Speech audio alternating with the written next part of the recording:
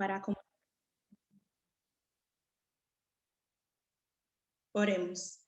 Eterno Dios, en este momento te alabamos y te glorificamos.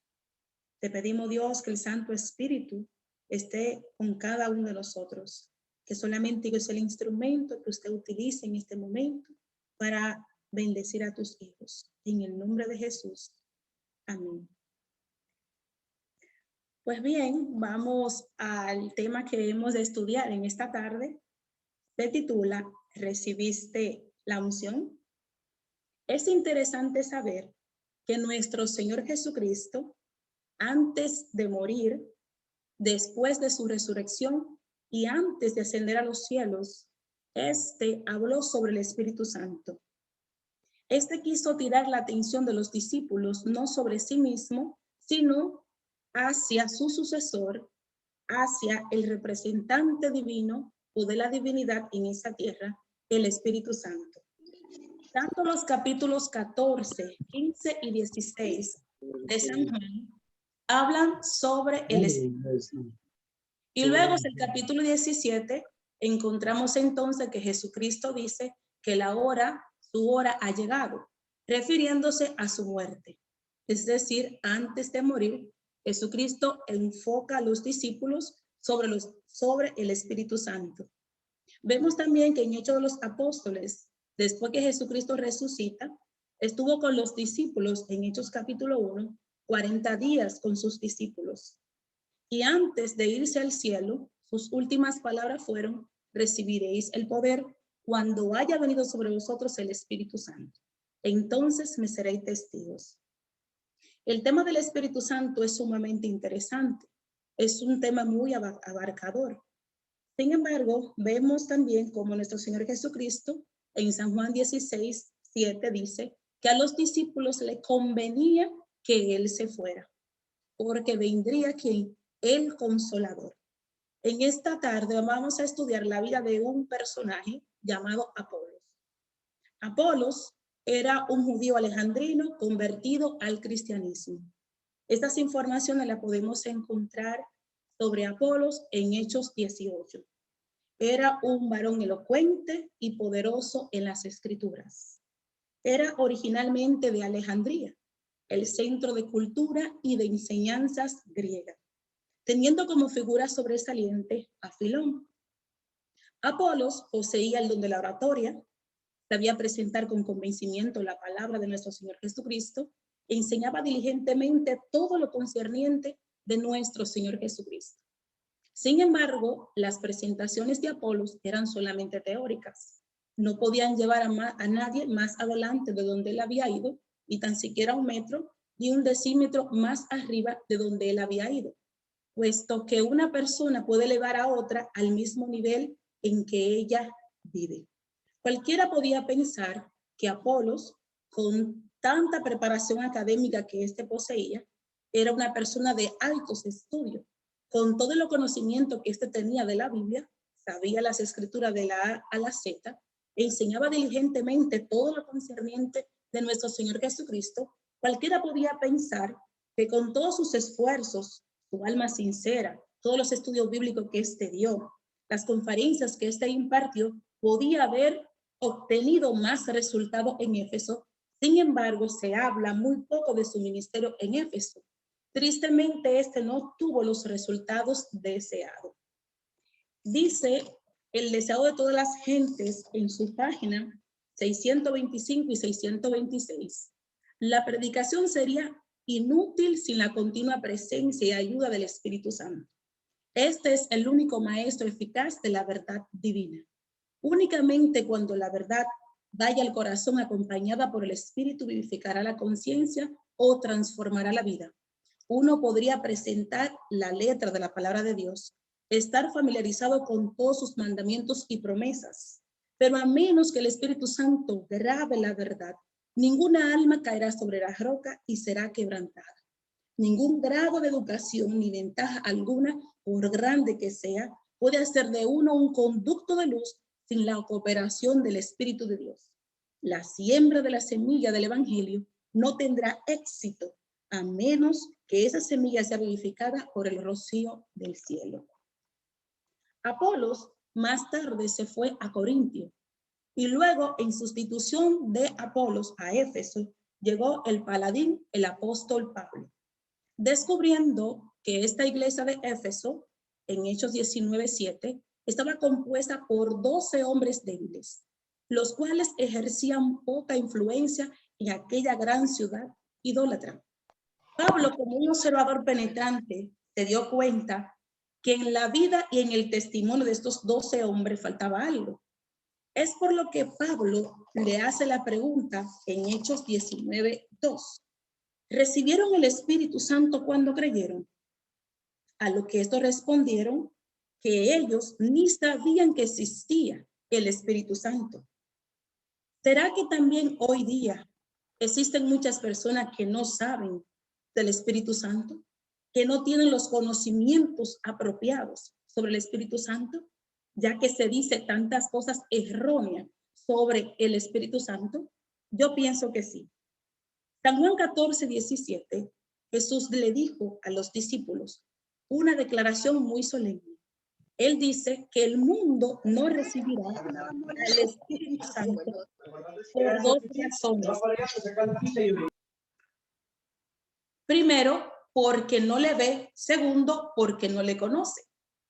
Y continúa diciendo que no sucederá así con los discípulos, porque el Espíritu Santo mora con ellos y el Espíritu Santo, ellos conocían el Espíritu Santo y el Espíritu Santo estaría futuramente dentro de ellos.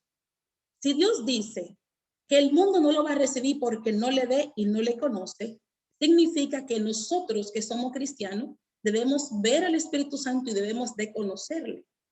Pero no me refiero de verlo con los ojos físicos al Espíritu Santo. Los discípulos conocían al Espíritu Santo porque Jesucristo fue el templo del Espíritu Santo. El Espíritu Santo vivía en Jesucristo y conocieron las maravillas del Espíritu Santo a través de Jesucristo. Lo vieron caminar sobre las aguas, hacer milagros, prodigios y señales. Conocían del Espíritu Santo a través de Jesús. Por lo tanto, también nosotros hoy debiéramos de empeñarnos en conocer sobre el Espíritu Santo, de saber cuál es su ministerio, su misión o su obra, su presencia, su poder, para poderlo nosotros también recibir. En San Juan 1:10 y 11, la Escritura dice que Jesucristo vino a los suyos y los suyos no lo conocieron y por ende no lo recibieron. Lo que indica que si aquellas personas no recibieron a Jesucristo fue porque no le conocieron. Por ende también hoy las personas que no conozcan al Espíritu Santo tampoco lo podrán recibir. De ahí la importancia de yo relacionarme con esta persona divina para también yo poderlo recibir. Volviendo a la pregunta de Pablo, ellos contestaron que no conocían, que no sabían si el Espíritu Santo existía. Pablo no le preguntó a ellos si ellos habían recibido uno de los dones especiales del Espíritu Santo, no. Su pregunta fue directa. Pablo quería asegurarse si estos habían recibido la unción del cielo, porque existe una experiencia que va más allá y está por encima de todo paso inicial, cuando por primera vez el Espíritu Santo revela el pecado y engendra una nueva vida en el ser. Dicha experiencia consiste en el acto de ser llenos del Espíritu Santo. Por falta de esa unción es que la vida del cristiano es débil, porque solamente es el resultado de una experiencia parcial y no total. Una cosa es ser bautizado en agua y otra ser bautizado en el Espíritu Santo. Juan dijo claramente de que él bautizaba en agua, pero que después de él vendría uno que bautizaría en el Espíritu Santo. La persona, nosotros como cristianos, como personas que somos, tenemos informaciones sobre el Espíritu Santo. Si se nos preguntara quién es el Espíritu Santo, fácilmente podríamos responder la tercera persona de la divinidad. Podríamos decir que obra como el viento, como el fuego, como el agua, y podríamos dar otras informaciones. Pero otra cosa es totalmente distinta, tenerlo como huésped especial dentro de nosotros. Este grupo de Éfeso, dice Leroy Edwin Fromm, en su capítulo 9 del Deseado de todas las gentes, página 136, que este episodio de Éfeso sucedió 20 años después del Pentecostés. Y estas personas todavía no estaban relacionados con esta gran certeza y realidad del Espíritu Santo. Esta pregunta, ¿recibieron el Espíritu Santo cuando creyeron? Fue hecha por el apóstol Pablo, uno que había sido ya previamente habitado, bautizado por el Espíritu Santo. Inmediatamente después de su conversión, pero antes de ser bautizado en agua, el apóstol Pablo. Esta pregunta también denota que después del día del Pentecostés en adelante, los seres humanos podemos recibir el Espíritu Santo cuando creemos, porque ya de parte de Dios están dando las condiciones, puesto que Jesucristo debía ser glorificado, es decir, muerto, resucitado y ascendido al cielo para que el Espíritu Santo viniera. Y desde el día del Pentecostés el Espíritu Santo está aquí en esta tierra y quiere morar en nuestros cuerpos para darnos su plenitud para que Cristo sea glorificado. Hablemos un poco sobre el bautismo en agua.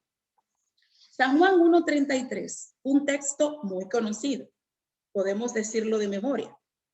Y yo no le conocía, pero el que me envió a bautizar me dijo.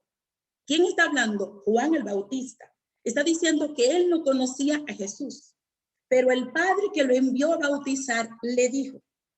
La palabra me dijo significa o nos da a entender de que entre el Padre y Juan hubo una conversación, de que él escuchó a Dios hablarle.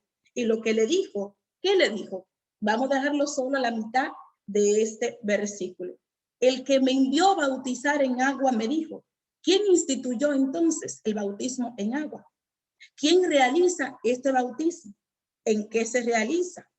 ¿Para qué es el bautismo en agua? ¿Qué es el bautismo en agua?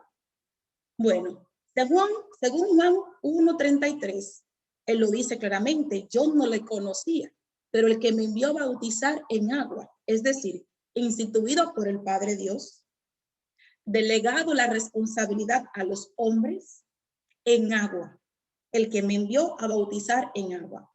Si nos vamos a Mateo 3:11, también dice la primera parte de este versículo, yo a la verdad os bautizo en agua solo para el arrepentimiento.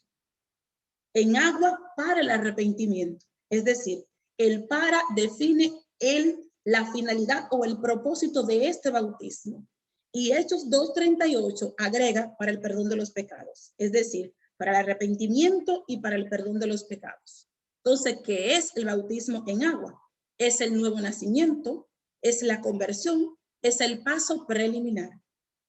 Muchos de nosotros hemos llegado hasta el bautismo en agua para perdón de los pecados y para el arrepentimiento. Somos sinceros, obedientes o tratamos de ser obedientes de acuerdo al conocimiento que tenemos. Pero no debemos de detenernos hasta aquí, sino que debemos de seguir avanzando porque la obra no ha sido completada. Yo a la verdad os bautizo en agua para el arrepentimiento, pero después de mí vendrá uno que es más poderoso que yo. Él bautizará con el Espíritu Santo y con fuego, pero fiel es aquel que inició la obra, la ha de completar. Bendito es Dios. Si hay alguien que está escuchando este tema y todavía no ha sido bautizado en agua, le animo para que lo sea, para que se bautice, porque Dios le ofrece el perdón y el arrepentimiento de los pecados y también podamos vivir o experimentar el bautismo del Espíritu Santo. Es fácil, mis hermanos, mirar hacia atrás y contemplar la cruz como fundamento de nuestra fe. Pero la cruz o la muerte de Jesucristo cumple una parte dentro del plan de la salvación y ya ocurrió hace más de 2000 años. También es fácil para nosotros mirar hacia el futuro y contemplar la venida de nuestro Señor Jesucristo, pero está en el futuro. Pero nos encontramos en un presente con sus gravísimos problemas y todavía muchos no hemos comprendido la gran certeza, la importancia, lo obligatorio que es el Espíritu Santo en nuestras vidas para poder tener una vida en abundancia, una vida poderosa, una vida feliz, una vida donde se manifieste el poder del Espíritu Santo. Por lo tanto, debiéramos de seguir avanzando, porque el bautismo en agua, ese es el paso inicial, ese es el nacimiento, pero se necesita crecer. Si un bebé naciera y los padres observan que va pasando los meses y el bebé se mantiene igual, y luego ya se convierten en años y sigue siendo un bebecito, los papás se preocuparían porque se necesita crecer. Lo mismo sucede en la vida cristiana. El bautismo en agua, el nacimiento, pero se necesita crecer para vivir experiencias poderosas en el Espíritu, para que el Espíritu Santo glorifique a Jesucristo en nosotros y a través de nosotros. La razón por la cual nosotros somos débiles, ya sea como persona, como familia, como iglesia, en el mundo, se debe a que la mayor de todas las provisiones divinas se encuentra velada de irrealidad. Fácilmente nosotros podemos comprender y hasta poder explicar otras doctrinas, otras promesas, pero en cuanto se llama a la promesa del Espíritu Santo, no nos hemos aferrado a ella como debiéramos. Por ejemplo, aferrarnos a Dios para recibir esta promesa, como por ejemplo la viuda que se presentaba cada día, donde el juez injusto que no creía en Dios ni amaba al prójimo, pero por su persistencia, consistencia, que esta mujer recibió la bendición de parte del juez.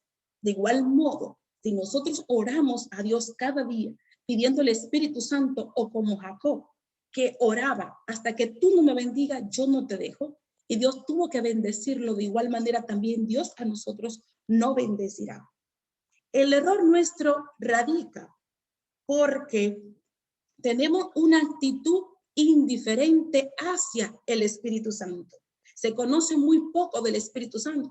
Se conoce más sobre el Padre y sobre el Hijo, pero es un Dios triuno, como si fuera un triángulo. Y para ser completo debemos conocer también quién es el Espíritu Santo, todo lo que conlleva con el Espíritu Santo para poderlo recibir y vivir una vida exitosa en el Espíritu. Ahora bien, hablemos sobre el bautismo en el Espíritu Santo. San Juan 1:33. Volvamos a los mismos versículos. San Juan 1:33, y yo no le conocía, pero el que me envió a bautizar en agua me dijo. ¿Qué fue lo que le dijo? En quien vea que desciende el Espíritu Santo y permanece en él, ese es el que bautiza con el Espíritu Santo. ¿Quién instituyó el bautismo del Espíritu Santo? ¿Quién lo realiza? ¿Dónde se realiza? ¿Para qué es el bautismo del Espíritu? ¿Y qué es el bautismo del Espíritu Santo? Bueno, según este texto, vemos claramente que el Padre Dios o Dios instituye el bautismo del Espíritu Santo. Es delegada la función ¿a quién? A Jesucristo, una persona divina, en quien tú veas que desciende el Espíritu Santo y permanece en él. Ese es. Y el verso 34 dice Juan, y yo lo vi y doy testimonio de que este es el Hijo de Dios. El día de su bautismo, Juan el Bautista vio descender el Espíritu Santo en forma corporal como paloma descender sobre Jesucristo. La palabra que permanece en él indica que en otros el Espíritu Santo venía sobre ellos, pero por un tiempo, como el caso de David, Saúl, Sansón, Gedeón, entre otros. Venía para estar con ellos o sobre ellos, pero el Espíritu Santo en Jesucristo permaneció, permanentemente estuvo en Jesucristo. Ahora bien, ¿para qué? ¿Dónde se realiza esto? ¿Con qué se realiza? Según Mateo 3:11, el mismo Juan dice, yo lo bautizo en agua para el arrepentimiento, pero viene uno detrás de mí, refiriéndose a Jesucristo. Él es más poderoso que yo porque él bautizará con el Espíritu Santo y con fuego, no con agua, con el Espíritu Santo y fuego. El bautismo del Espíritu Santo difiere del bautismo en agua, como difiere el fuego del agua.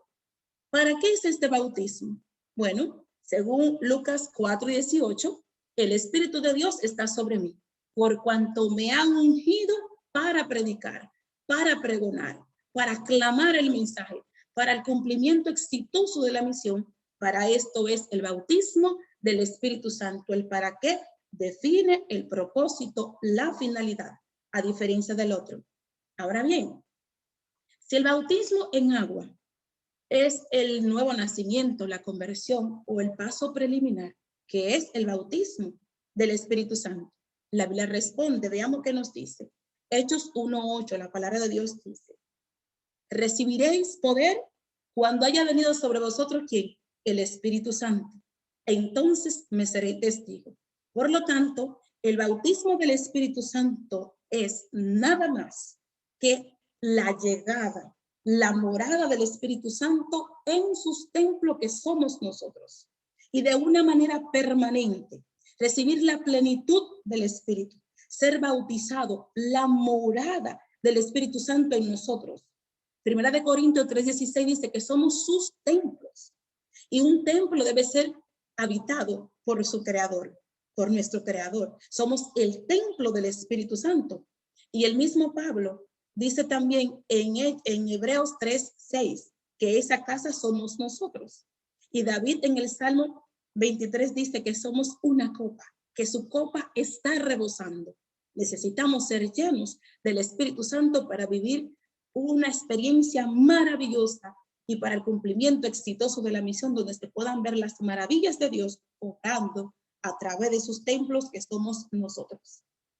Cuando la persona es bautizada por el Espíritu Santo, cuando el Espíritu Santo viene a morar y manifiesta todo su poder, toda su gloria, su plenitud en la persona, esa persona experimenta una presencia divina dentro de sí, una presencia como de fuego, consumante como el fuego. La persona experimenta un poder sobrenatural que va más allá de sus límites, de sus fuerzas. Es un poder que es más poderoso que una bomba nuclear, que una dinamita. Por ejemplo, una bomba nuclear puede tener una expansión, digamos, por ejemplo, de 2 kilómetros de expansión. Dentro, todo lo que está dentro de esos 2 kilómetros será todo completamente destruido. El Espíritu Santo tiene un poder que va más allá para derribar los muros del orgullo, los muros de la incredulidad. Cualquier tipo de muro que se levante, el Espíritu Santo tiene poder para destruirlo porque es una obra divina.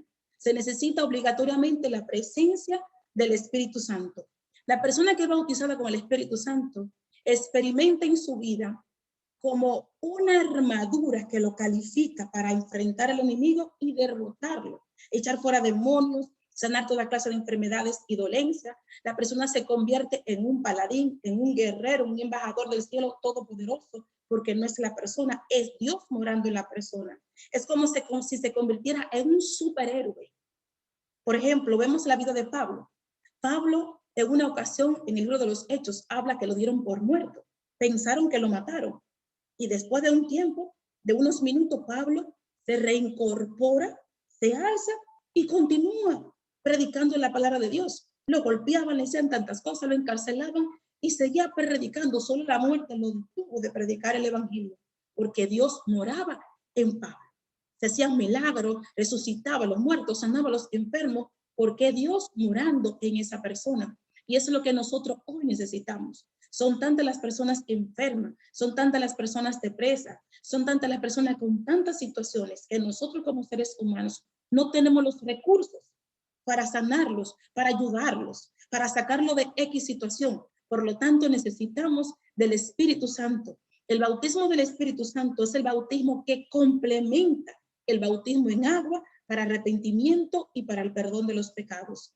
Este bautismo es el mismo Dios que entra a morar en la persona y por eso se bautizan millones de personas, porque es el Espíritu Santo que obra, que quita todo velo y todo aquel que ha de ser salvo y escucha la palabra de un Hijo de Dios en el cual mora el Espíritu Santo. La persona, si son de salvación, se convierten a Dios aceptando a Cristo como su Salvador personal.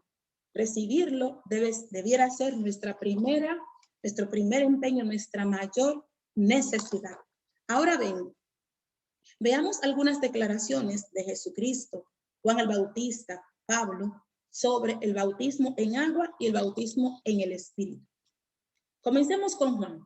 Ya vimos que en Mateo 3:11, al igual como también en San Juan 1:33, donde habla de 2 tipos de bautismo. Mateo 3:11, yo bautizo en agua para arrepentimiento. Su obra era predicar sobre el arrepentimiento. El Espíritu Santo llevaba a la persona, lo convencía de pecado, de justicia y de juicio, y la gente se arrepentían y eran bautizadas en agua. Su obra era hasta allí, pero también habló de un segundo bautismo en el Espíritu, no realizado por él y no en agua, sino por el mismo Espíritu Santo, por el mismo Jesucristo. Perdón.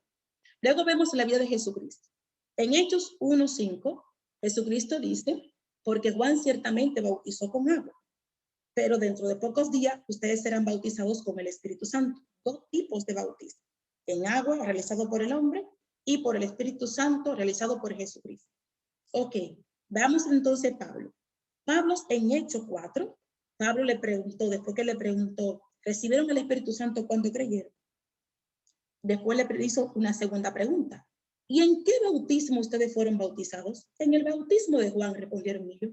A lo que Pablo agregó, pero Juan ciertamente bautizó con el bautismo de arrepentimiento, diciendo que creyeran en aquel que había de venir, es decir, en Cristo.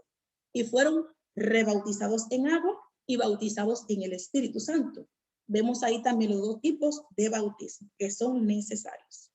Ahora bien, ¿en qué consistió la diferencia, por ejemplo, de los ministerios de Jesucristo, de Juan el Bautista, de Pablo y de Apolos? Bueno, como sabemos, Jesucristo fue concebido por obra y gracia del Espíritu Santo. Este creció bajo la tutela y la guía del Espíritu Santo. A la edad de 30 años, Jesucristo fue bautizado en agua, en el Jordán, cuando todos se bautizaban, según Lucas 3, 21 y 22. Entonces, él también fue bautizado por Juan el Bautista, y mientras él fue bautizado en agua, él oró y también fue bautizado en el Espíritu Santo, porque el Espíritu Santo descendió y permaneció en él. Ahora bien, ¿qué podemos decir de Juan el Bautista? En Lucas 1, versículo 15, el ángel Gabriel da el anuncio, la profecía al padre Zacarías, diciéndole que tendría un bebé, el cual sería bautizado por el Espíritu Santo, oyendo el Espíritu Santo desde el vientre de su madre. En el versículo 41 se cumple esta promesa. Cuando la Virgen María vino a la casa de Elizabeth, tan pronto escuchó el saludo de su prima, fue llena ella del Espíritu Santo, comenzó a profetizar y el bebé también fue lleno del Espíritu Santo. Por eso su predicación, al igual que la de Jesucristo, fue exitosa. ¿Y qué podemos decir de Pablo? En Hechos capítulo 9, desde el versículo 15 hasta el 17, nos habla de la conversión de Pablo. Pero antes de ser enviado a predicar la palabra, Dios envió a Ananías para que fuera donde estaba Pablo y recuperara la vista y fuera lleno del Espíritu Santo. Este hombre fue bautizado en el Espíritu Santo primero, entonces luego Ananías le dijo, levántate y lava tus pecados, y fue bautizado luego en agua.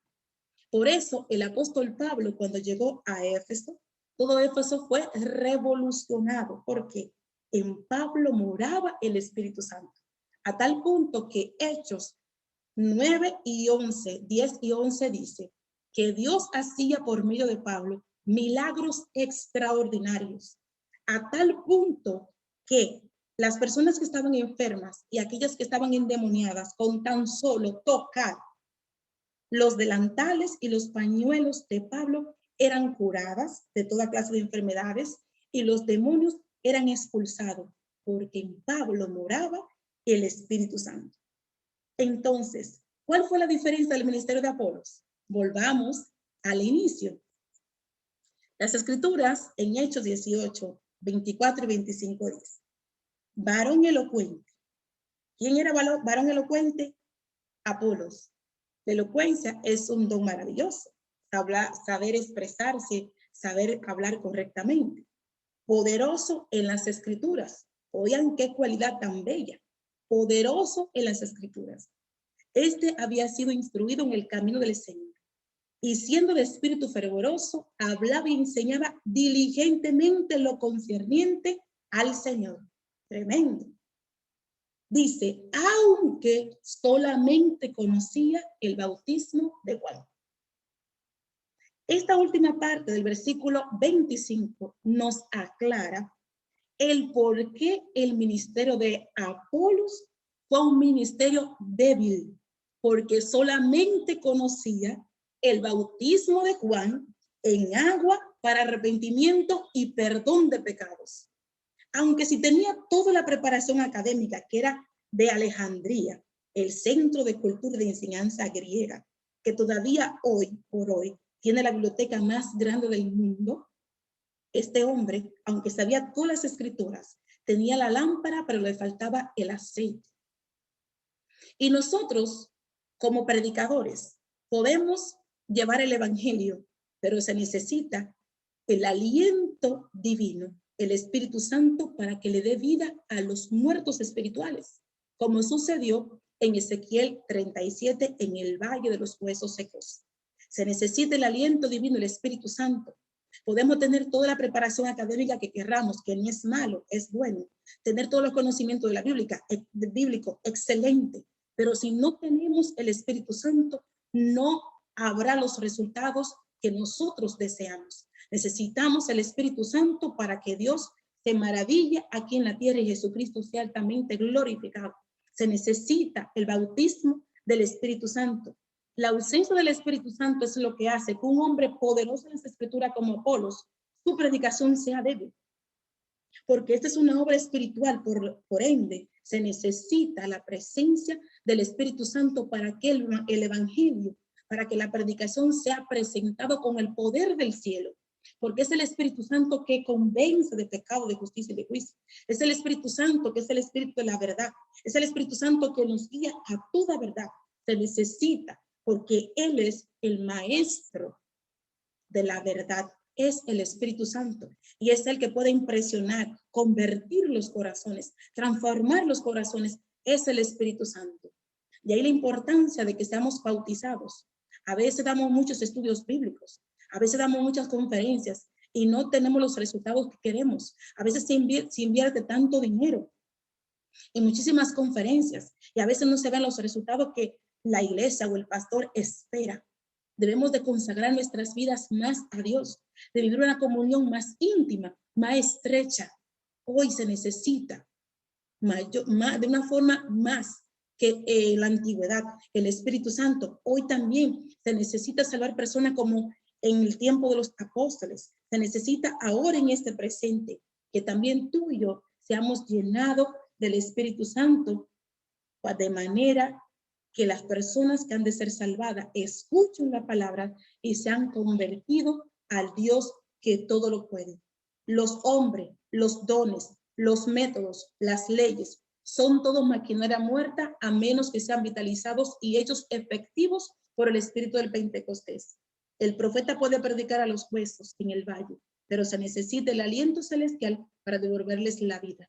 Nada puede compensar la falta del Espíritu Santo. Lo que es el vapor, la gasolina para la maquinaria, lo que es la electricidad para el motor, eso y más es el Espíritu Santo para el alma que batalla contra el pecado y para el problema de un servicio exitoso.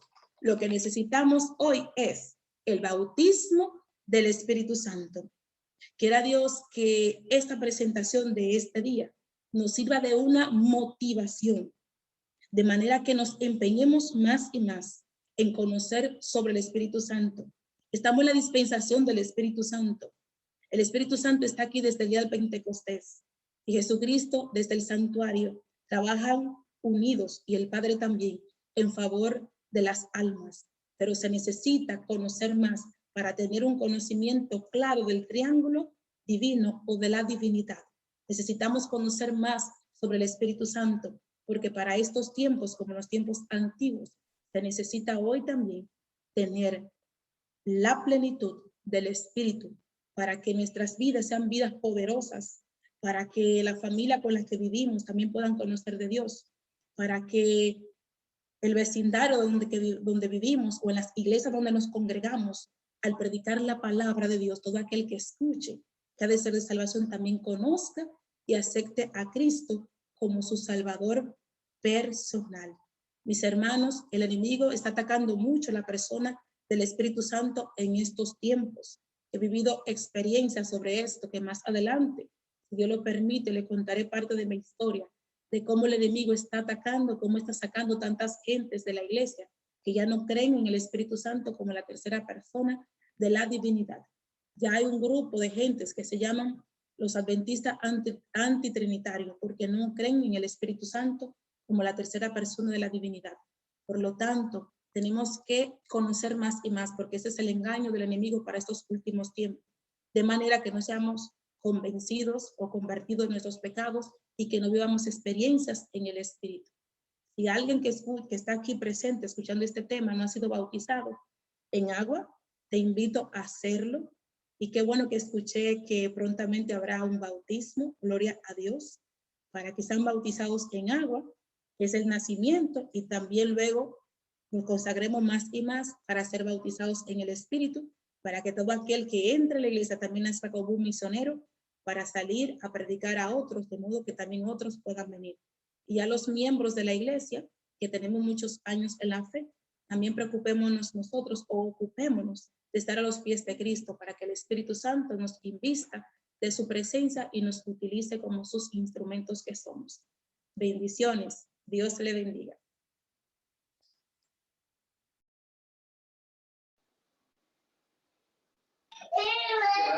Muchas gracias, hermana Cecilia, por el bonito mensaje que nos ha traído. Esperando de que lo guardemos en nuestros corazones y podamos compartirlo con otras personas, hermano, porque a eso estamos llamados, a compartir la palabra de Dios. Amén. Hemos llegado al final de este programa, invitándolos nuevamente para el próximo sábado y acordándoles que hay cultos en la mañana y en la tarde está el grupo de leñanos. Al igual que en el transcurso de toda la semana hay diferentes grupos a los cuales podemos ser parte. Ok, hermanos, Dios les bendiga a todos. Feliz semana y pueden abrir sus micrófonos para saludarse. Feliz semana, hermanos. Bendiciones. Que esté en nuestros corazones el Señor Jesús. Feliz sábado, hermano, para todos. Bendiciones. Sábado. Amén. Bendiciones a todos. Amén. Feliz sábado, hermanos. Que Dios me los bendiga. Bendiciones. Amén, hermanas, para Amén. todos. Feliz sábado, hermanitos. Gracias, hermana Gracias. Cecilia. Amén. Gracias por el Sus tema. órdenes siempre. Muy bonito. Bendiciones.